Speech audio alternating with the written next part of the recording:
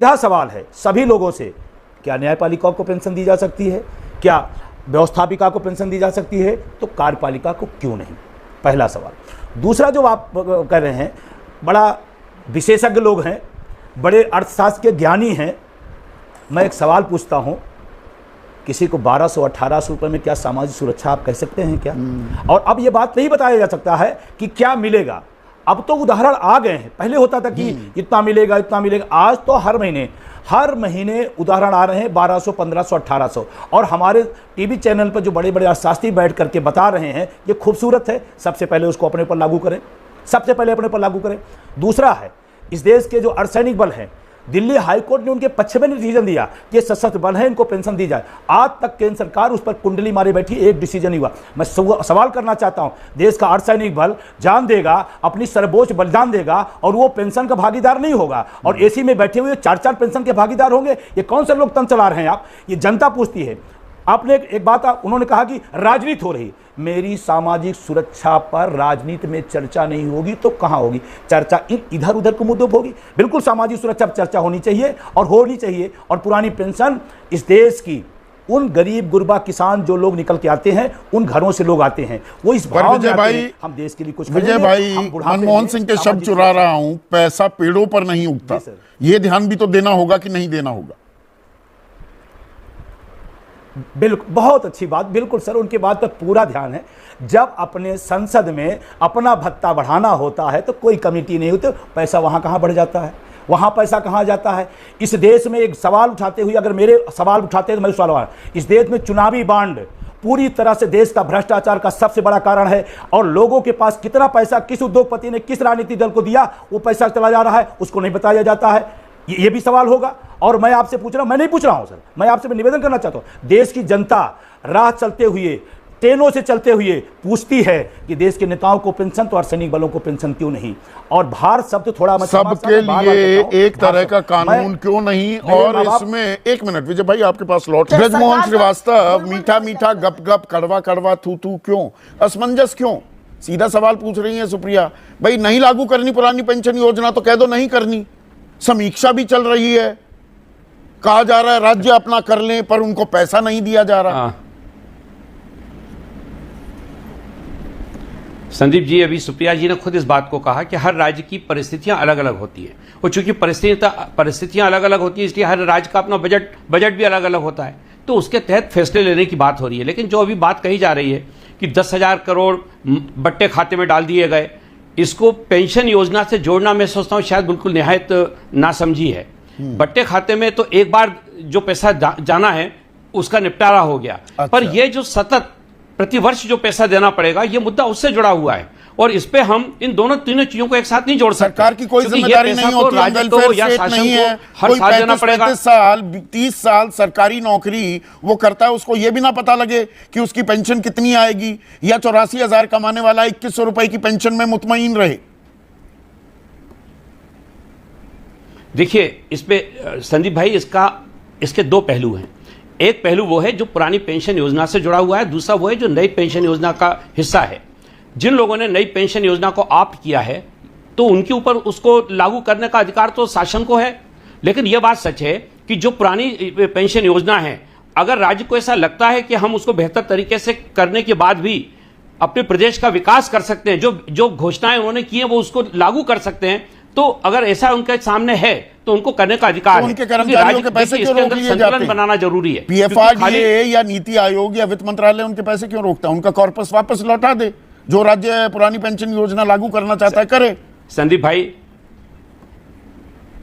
संदीप जी, आपको यह स्वीकार करना होगा कि इस देश में सारी व्यवस्थाएं कायदे कानून से चलती हैं। अगर उसके अंदर ये प्रावधान है इस प्रकार का रोकने का, तभी कोई रोक सकता है, नहीं तो हमारी कोर्ट कानून कोई होली बुक थोड़ा हो जाता है। कानून हम ही बनाते हैं, कानून हम बदलते भी रहते हैं। ये कमेटी किस लिए बनाई है? ये समीक्षा आज जो उसी कानून के अंतर्गत संदीप भाई, ये समीक्षा इसलिए की जा रही है कि अगर कई राज्यों में इस प्रकार का विवाद आ रहा है, कई राज्य इस प्रकार की बात कह रहे हैं, उसमें हमारे एनडीए के भी कई राज्य हैं जहां के मुख्यमंत्री इस बात को कहते होंगे, तो अगर उसके लिए एक अच्छी कमेटी बन जाए और उसका सारा पूरा एक विश्लेषण हो जाए तो मैं सोचता हूं इसमें गलत क्या है। और सबसे बड़ी बात यह देखिए कि आदरणीय नरेंद्र मोदी जी ने 15 अगस्त को एक बहुत इंपॉर्टेंट बात कही थी। उन्होंने कहा था सर्कुलर इकोनॉमी, देश के लिए जरूरत है सर्कुलर इकोनॉमी की। कोई भी राजनीतिक दल इस पे बात नहीं करना चाहता। आज विपक्ष के लोग जो भी आरोप लगाना चाहते हो वो ये बताएं कि फिर सॉल्यूशन क्या है।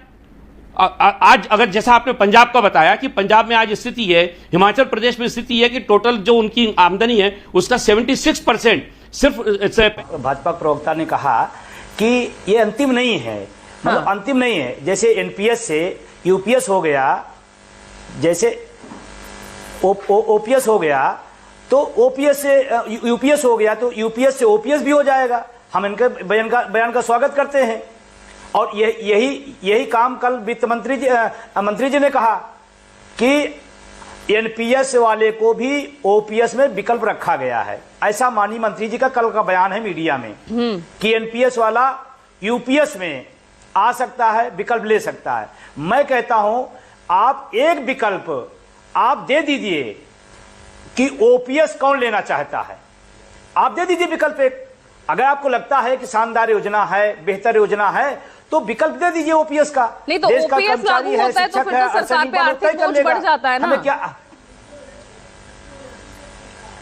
तो अभी कहा जा रहा है कि यूपीएस ओपीएस जैसा है, यूपीएस ओपीएस जैसा है, क्योंकि उसमें बता दिया कि बेसिक सैलरी का 50% है।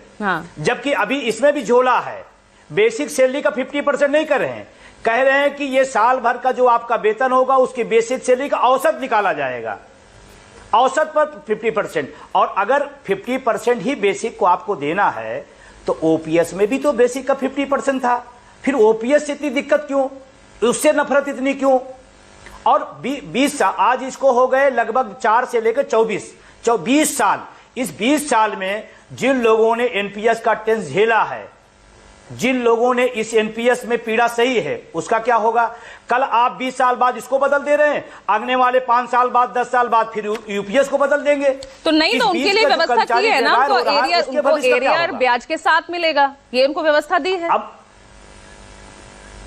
और इसमें बदला क्या नहीं, एनएसडीएल वही है, पीएफआरडीए बिल वही है, 10% कटौती वही है, सारी चीज तो वही है। आपने किया क्या, आपने सिर्फ एक नाम बदला है। वैसे भी ये सरकार नाम बदलने में होशियार है, हर चीज का नाम बदल देती है, तो नाम बदलने से काम तो नहीं बदल जाएगा। और अगर बदलना ही है तो मैं बड़ी विनम्रता से कहना चाहता हूं सरकार से, आज आपको मैं बताऊं पूरे देश का कर्मचारी एनपीएस से जितना नफरत करता था, जितना दुखी था, उससे ज्यादा ओपीएस पर उसकी प्रतिक्रिया आ रही है। और जिन लोगों की बात किया इन्होंने कि वहां पर कर्मचारी नेता थे, मैं आपको बड़ी जिम्मेदारी साथ कर रहा हूं, एक भी आदमी, सबके सब ओपीएस ले रहे हैं जो कल प्रधानमंत्री की मीटिंग में थे। अगर इतनी खूबसूरत ओपीएस है तो क्यों नहीं छोड़ देते हैं, हमको ज्ञान दे रहे हैं। वो ओपीएस लेंगे और हमको एनपीएस कभी बताएंगे अच्छी है, फिर कभी ओपीएस बताएंगे अच्छी है, ऐसा तो नहीं होगा कि आपके कर्मचारी संगठन ही इस मुद्दे पर बट जाएं।